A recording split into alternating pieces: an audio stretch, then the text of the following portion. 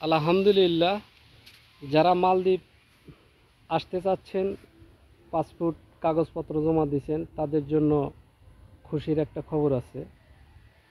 তো আমি কিছুক্ষণ আগে মালদ্বীপের যে অ্যাম্বাসির অফিসের লোকের সাথে আমি কথা বললাম।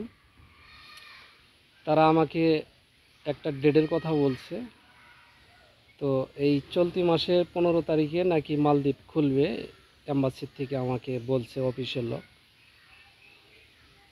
তো 15 তারিখে যদি খোলে তাহলে আপনারা আসতে পারবেন, বেশি একটা সময় লাগবে না। আর আমার এই ভিডিওটা শেয়ার করে দিবেন, যারা মালদ্বীপে আসতে চান সবাই যেন ভিডিওটা দেখতে পারে। আর অনেক ভাইয়েরা আছেন যে ভিডিওতে আজে বাজে কমেন্ট করেন। আসলে ভাই, আমরা যতটুক অ্যাম্বাসির থেকে খবর সংগ্রহ করি ততটুকুই আমরা কিন্তু ভিডিওর মাধ্যমে প্রচার করে দিই আপনাদের দেখার জন্য।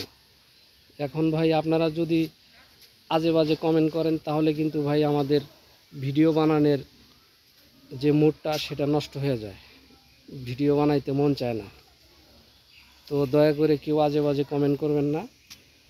আর আপনারা যে দালালের কাছে পাসপোর্ট জমা দিয়েছেন তাদের সাথেও আপনারা কথা বলেন, দেখেন তারা কি বলে, তারা কবে নিতে পারে। তো এই ছিল আজকের ভিডিও। যদি ভিডিওটি ভালো লাগে অবশ্যই লাইক, শেয়ার, কমেন্ট করবেন। আর আমার চ্যানেলের পাশেই থাকবেন এরকম নতুন নতুন ভিডিও পেতে। আর